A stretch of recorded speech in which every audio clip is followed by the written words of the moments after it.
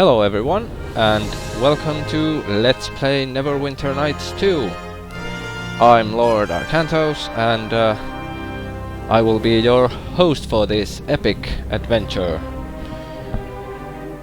This is my first Let's Play, so any and all feedback is greatly appreciated.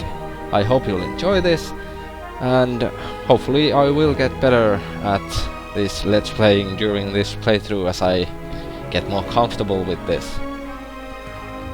Anyway, if any of you watching aren't familiar with the game or Dungeons and Dragons, to which this is based on, 3.5 edition rules to be exact, I hope you'll bear with me.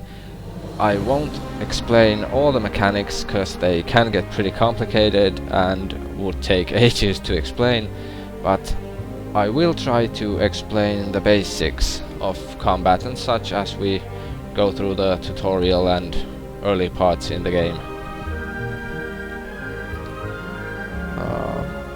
I'll be playing on hardcore difficulty, and for the most part this will be a blind run. I have played a bit of the official campaign before, twice actually. However, due to some unfortunate events, I haven't played beyond the first chapter, and I don't really remember much of anything. So please, no spoilers. Yeah, I think that's it for the introduction. Let's get this game started, and we'll pick the official campaign. If this LP won't be a complete failure in the end, I will let's play at least the first expansion campaign later on as well. But we'll see how this one goes first. And now we'll create our character. Will be a male half-elf, specifically half-drow. The drow are basically your evil elves. I don't know the lore that well, but they were cursed by good elven deities and then driven underground for following the path of evil, basically. So they're a nasty bunch, and that kind of blood will be flowing through our veins, partially at least. Then we'll adjust our appearance. For this I have a few sets of custom head and hair models, as well as one mod that also expands the possibilities here. Check the description for details and links to them. Now, this default head will be our head of choice. That is because, in my opinion, this is the most tolerable of the three hideous original male half-drow heads. Now you're probably wondering, what about the custom heads you just mentioned? Well, as you can see, the custom male elf heads that I have aren't that great in general either. And also, again, in my opinion, they look a bit too smooth and don't really fit in with the other male heads in the game. I have the sets mainly for the female heads, which fit in a lot better and also look nicer. But yeah, that's what we look like. We will, however, be using a custom hair model, which will be that one. And next we'll choose colors for the different areas of our character, and this is where the mod I'm using comes in. It's called United Colors, and it unifies and expands the extremely limited vanilla color palettes to a single palette of 256 colors. I can't remember for sure, but I think that the original palettes are something like 18 colors or so. and most of the parts have their own palette. So this mod is, in my opinion, pretty much a must-have, whether you're playing for the first time or creating your gazillionth character. Also, any character created using this mod can be taken online, and all other players will see the correct colors even if they don't have the mod. But anyway, I'll just quickly choose the colors here so that we can move on. There. And then it's time to choose a class for our character. A class is basically what we're good at, how we fight. And we will be a Warlock. A pure Warlock, so no multi-classing. Multi-classing is where you level up in more than one class, but yeah, we won't be doing that. Anyway, Warlock is a spellcasting class, however it does differ a bit from most of the other casters. For instance, whereas most other casters have some sort of a limit set to the amount of spells they can cast per day, or before they need to rest, a Warlock doesn't have any such thing. He can keep casting his invocations basically forever without needing to rest. So, yeah. If any of you wish to, for whatever reason read the detailed description here, I scrolled it down bit by bit, as you probably noticed. So you can pause the video and read it. So, yeah. Here we have the available alignments for our character. As you can see, some of them are grayed out. That's because a Warlock has some restrictions regarding alignment. Now, alignment is basically what kinds of values and views the character represents. And our Warlock will be Lawful evil. Due to being a half-drow, it's pretty natural he's evil, but of course not as evil as a clean drow. But most of his views and principles are what generally are considered evil. He won't be running around killing people for fun or anything like that. He doesn't hesitate to kill people though, as long as he has what he considers a valid reason. Basically that means nearly anything else than killing just for the sake of killing. However, there are other considerations as well, such as for example, whether or not he thinks that the victim would be of any use to him. He respects laws, customs, rules, etc. as long as he feels that they serve a real purpose and make sense, basically.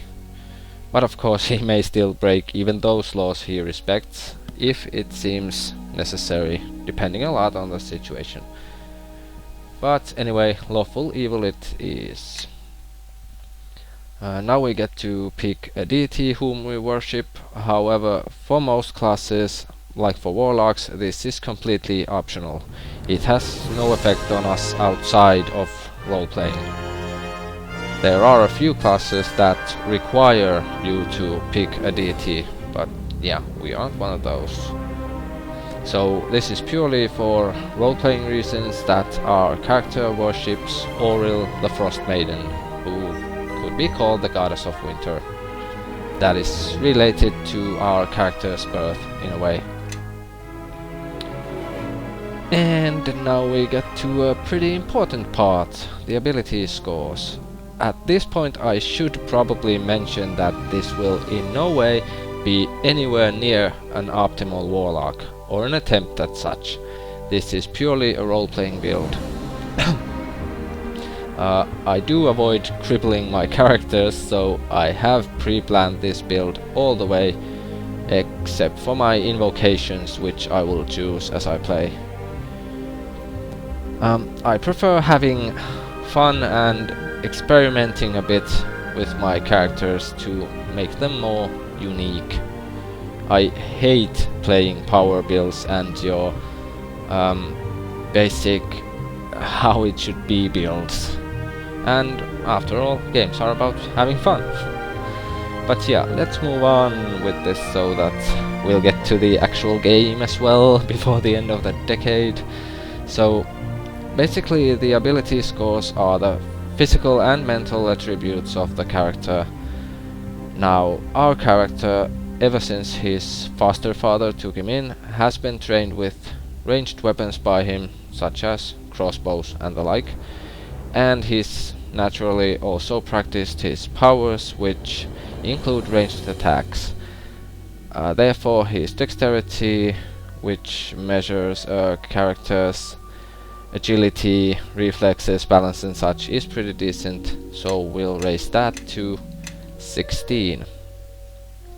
That gives him a bonus to his reflex saves, attack rolls with ranged weapons, which also include a Warlock's invocations by the way, and also to his armor class. If you don't know the mechanics, in D&D an armor doesn't reduce damage. Instead, wearing an armor increases a character's armor class, which is used to determine if an attack actually hits you. So the better your armor class, the more likely you'll avoid attacks, basically. Anyway, although our character is pretty good at fighting with ranged weapons, due to the ranged invocations being his main way of attacking, he won't be using a ranged weapon, because there would rarely be any point in using the weapon instead of the invocations when fighting ranged. Now, as he likes to fight with some melee weapons and has trained using those by himself, he will wield a light melee weapon. Also, due to the melee training and all the other training, he does have average physical strength, so we'll raise that to 10. Thanks to his dexterity, he can basically use light melee weapons just as effectively as ranged weapons. However, since his strength is a bit lacking, he can't do as much damage in melee as he could with a ranged weapon. Now, gameplay wise, we'll do that by picking a feat called Weapon Finesse at level 3 that allows a character to use his dexterity modifier in his attack rolls instead of the usual strength modifier when attacking with a light melee weapon, if his dexterity modifier is greater than his strength modifier, which will be the case here. However, the strength modifier is still used for his damage. As for his constitution, which is basically how healthy you are, he does have above average stamina, and he can pretty much withstand the same amount of damage as your average Joe. So we'll be raising that to 12. That gives him a small bonus to the hit points gained at level up and to his fortitude save. Then we have intelligence, which measures your learning ability, your book smart, so to speak. Our anti-hero here has spent pretty much all his spare time outside of training in the nearby swamp studying other animals and nature, and he's also studied the world around him from books quite extensively. That's partly because due to his elven heritage he loves and respects nature and feels a certain connection to it, and he's also extremely curious and has this hunger for knowledge inherited from his human parent. Thus his intelligence will be 14. That also grants him a bonus to his skill points. So yeah, we're a geek! Yay! As for the wisdom, that's basically your common sense and such. Now, due to our character having spent most of his time alone and also extensively studying, his common sense and intuition aren't that well developed. Also, he isn't particularly strong-willed, so we'll leave the wisdom at 8. That will give him a penalty of 1 to his will saves. But hey, nobody's perfect. Then last but not least, Charisma, our main ability score. Charisma is basically how likable and persuasive you are. Now, our character isn't particularly likable, at least not by the standards of most people. However, due to despising most people, including his foster father, he has learned to hide his thoughts, his emotions and intentions from other people extremely well. He can basically control how most people see him to a degree, and make them think what he wants using his body language, look on his face, the subtle things. And so we'll raise that to 16 initially, and we will be dumping all additional ability points gained every 4 levels to Charisma, and that also affects the difficulty class of Warlock's invocations and gives a bonus to different conversation skills. Anyway, there we have our initial ability scores, finally. Here we have the background traits. These are optional. They give both bonuses and penalties to various skills and the like. You can of course ignore the role-playing aspect of them and just pick one based on the bonuses and penalties.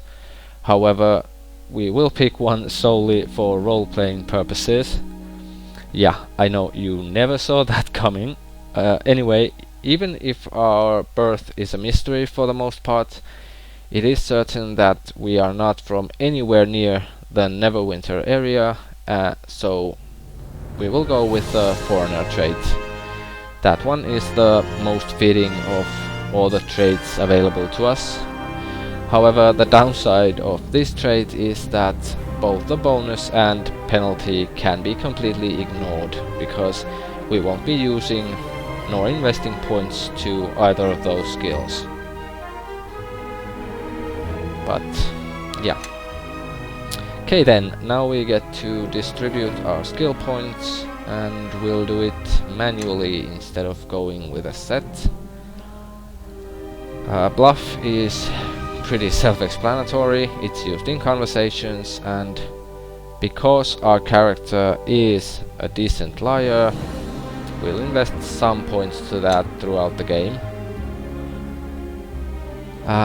Concentration is needed to avoid spellcasting failures when casting a spell while under attack, and that one we will be maxing out.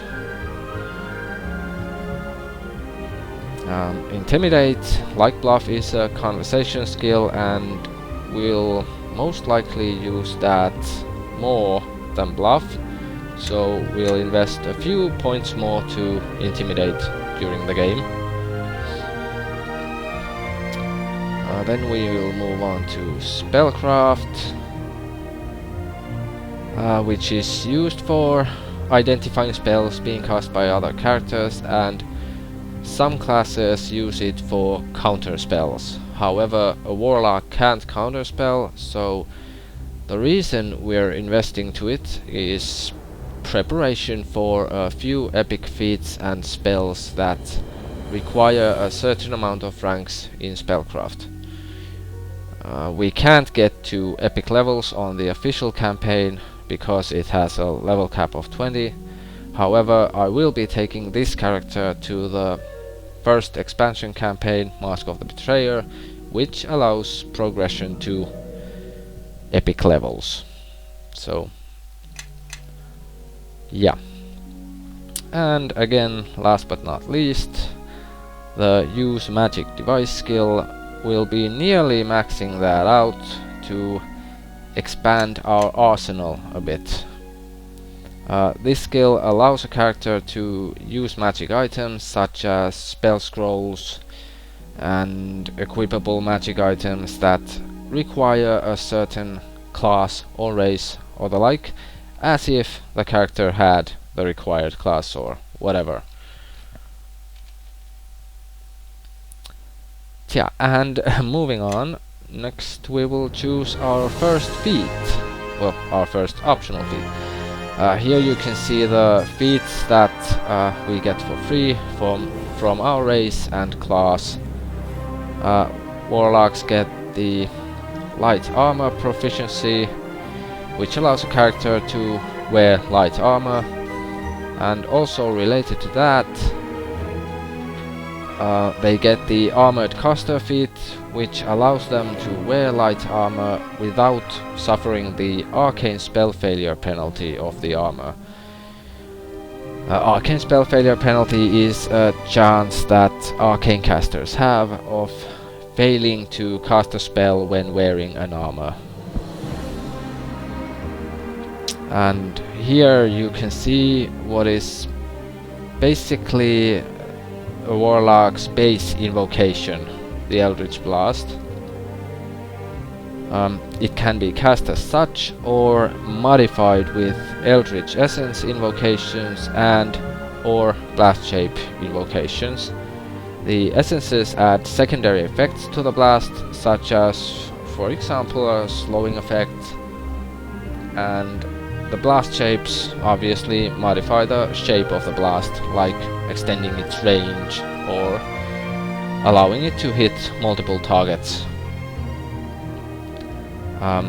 As for the racial feats, the immunity to sleep is, well, pretty self-explanatory, but also pretty nice. Hardiness versus enchantments grants a bonus to all saves against mind-affecting spells. The partial skill affinities, however, are pretty much a waste with our character, as is the full skill affinity for diplomacy. But the full affinity to bluff, on the other hand, is pretty useful to us. Anyway, let's pick our first optional feat already, and we'll take the shield proficiency. This allows us to equip, well, regular shields, so we can buff our not that good armor class a bit.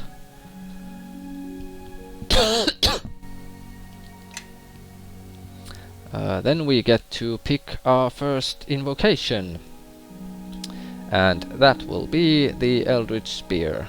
It's a blast shape invocation that extends the range of our Eldritch Blast. And you'll be happy to know that we're almost done. I hope I haven't bored you to death during this.